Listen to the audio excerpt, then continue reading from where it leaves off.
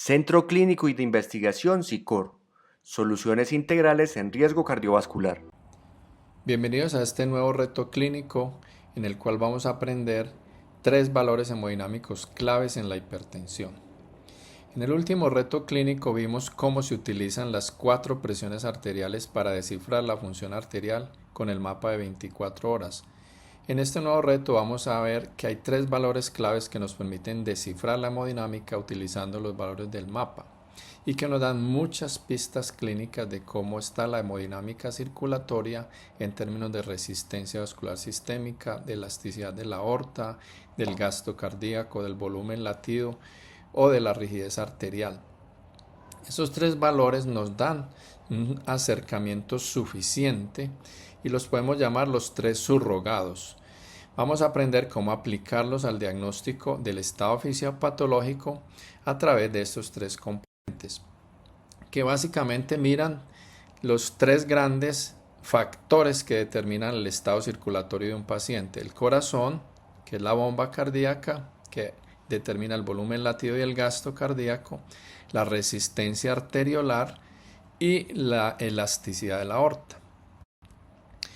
Vamos a ilustrar este ejercicio con un caso clínico que nos permita acercarnos a esta valoración. Se trata de una mujer de 38 años sin hipertensión arterial previa y que tiene un diagnóstico de hipotiroidismo reciente en el último año y está en tratamiento con levotiroxina 100 microgramos al día solamente.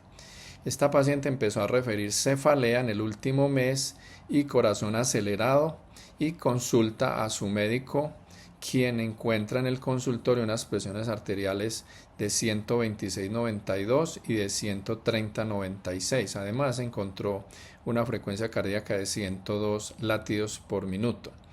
Le ordena un monitoreo de presión ambulatorio para aclarar el diagnóstico.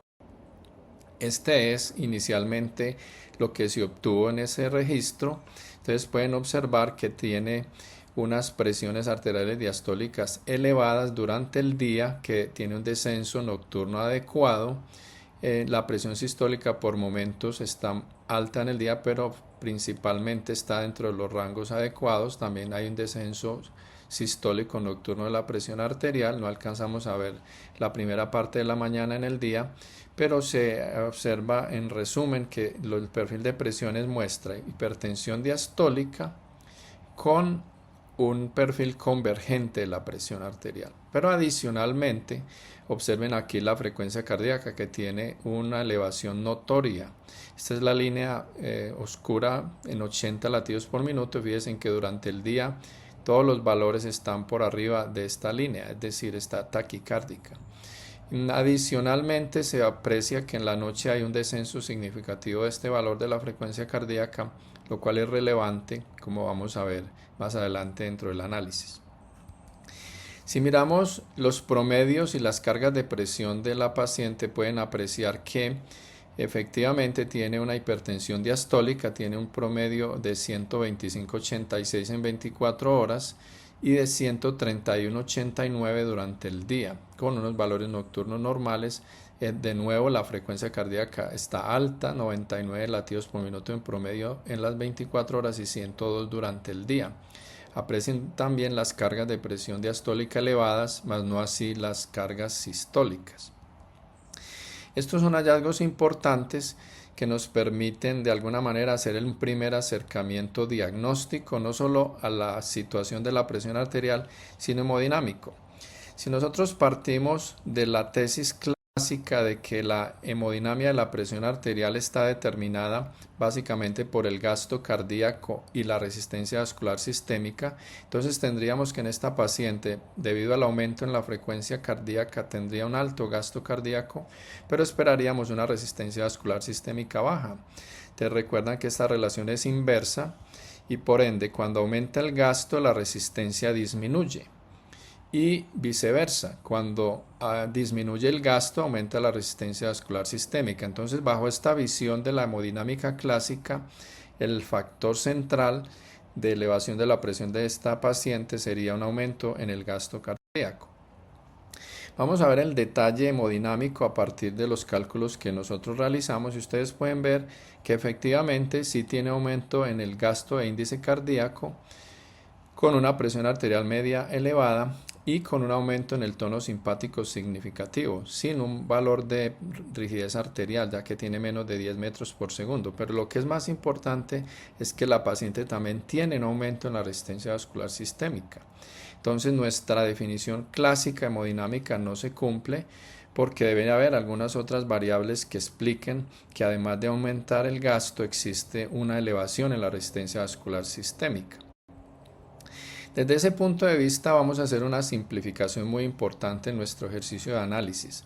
Lo primero es que cada uno de los tres factores que he mencionado tiene unos subrogados o valores que lo representan, una especie de sustitutos de análisis que son: para el gasto cardíaco la frecuencia cardíaca es el subrogado, para la presión de pulso lo es, para la elasticidad de la aorta y finalmente para la resistencia vascular sistémica utilizamos la presión diastólica. Con esos tres valores subrogados vamos a hacer un análisis de este reto y a entender mucho mejor la condición hemodinámica y la fisiopatología de la hipertensión observada. Es importante recordar que cuando hacemos este tipo de análisis, las correlaciones que hay entre las variables son muy importantes. Aquí en esta gráfica uno puede observar que la presión de pulso y la presión arterial diastólica no tienen correlación, entonces son dos parámetros que nos informan muy bien cosas distintas y vamos a utilizarlos en forma adecuada, mientras que la relación que hay entre la frecuencia cardíaca y la presión arterial media, si bien es baja, nos mira sobre todo la resistencia vascular sistémica. Entonces podemos hacer utilización de la presión de pulso y la presión diastólica porque mira mejor la función arterial, mientras que la frecuencia cardíaca mira más a la función cardíaca. Combinándolos vamos a tener un análisis mucho más detallado del estado circulatorio. Y en este punto debo mencionar en forma rápida que los subrogados son aproximaciones útiles al análisis de parámetros que son de difícil medición. No es fácil medir en forma directa el gasto cardíaco, la resistencia vascular sistémica, la rigidez arterial, y cuando estas variables son de interés clínico, como en nuestro caso, entonces utilizamos valores que lo representan. Entonces es una medición que, si bien es indirecta, nos puede dar una información adecuada en muchos casos, sobre todo si lo hacemos en forma de combinación. Además nos permite un seguimiento más frecuente de ese parámetro y ver su comportamiento en el tiempo, lo cual nos da información que termina siendo muy útil del estado hemodinámico de los pacientes. Entonces vamos a acercarnos al ejercicio analítico utilizando solamente estos tres subrogados. Quiero recordar en este punto que los determinantes de la presión arterial sistólica y diastólica son distintos y eso es necesario tenerlo presente para hacer este análisis. Entonces pueden ver cómo la presión sistólica está principalmente determinada por el estado de la compliance arterial, es decir, de la elasticidad de la aorta, y en segunda instancia por el volumen latido. Particularmente en los pacientes jóvenes, este par de variables son fundamentalmente las que hacen el valor de la presión sistólica. En las personas de edad por arriba de los 60 años, generalmente hay una reducción en la compliance arterial, el volumen latido suele estar estable, entonces la presión sistólica la determina mucho más el estado de la elasticidad de la aorta. Por otro lado, en las personas la presión diastólica la determina fundamentalmente la resistencia vascular sistémica y en mucho menor grado la compliance arterial y la frecuencia cardíaca. Si eso lo mantenemos presente, podemos hacer un ejercicio analítico importante utilizando los subrogados que he mencionado. Estos tres subrogados, entonces, llevados al análisis, nos permiten decir en determinado momento, utilizando solo la frecuencia cardíaca, la presión de pulso y la presión diastólica, cuál es el estado circulatorio de un paciente, y tenemos bastante aproximación a la situación determinada en los casos. Aquí pueden ver, revisando nuevamente el reto clínico, los valores correspondientes en esas variables, esas tres valores subrogados. Miren ustedes que la presión diastólica está elevada, lo cual nos habla de una resistencia vascular sistémica alta. La frecuencia cardíaca está alta, lo cual nos indica que hay un aumento en el gasto cardíaco, más la presión de pulso es normal, lo cual habla de que la elasticidad de la aorta es completamente normal. Entonces, solo con 3 valores subrogados estamos acercándonos mucho a establecer el funcionamiento circulatorio del paciente, de esta paciente en este caso, y podemos concluir a través de los valores que estamos analizando que tiene un aumento en la resistencia vascular sistémica, tiene un aumento en el gasto cardíaco y no tiene rigidez arterial. Esa es la forma de utilizar los valores subrogados para representar el estado circulatorio cuando no tiene uno acceso al dato hemodinámico preciso y quiere tener pues alguna información suficiente del estado circulatorio de un paciente utilizando los valores del mapa. Entonces, en conclusión, el análisis de esta paciente utilizando surrogados hemodinámicos nos permite hacer varias conclusiones necesarias. La primera es que la presión arterial por sí misma es un surrogado de la interacción del corazón, que es gasto cardíaco, con el sistema arterial, que es resistencia vascular sistémica. Sin embargo, hay más que eso y tenemos que mirarlo desde otros valores. La presión arterial diastólica y la presión de pulso son indicadores indirectos de los componentes de flujo continuo y pulsátil del sistema arterial y hay que utilizarlos en el análisis. Por otra parte, la presión arterial diastólica es muy cercana a la presión arterial media y preferimos utilizar la diastólica como un dato que nos indica el estado de la resistencia vascular sistémica, asumiendo que la compliance arterial es normal. Adicionalmente, la presión diastólica se mueve en la misma dirección de la resistencia vascular sistémica, por eso hacemos uso de este parámetro, la presión diastólica, para representarlo.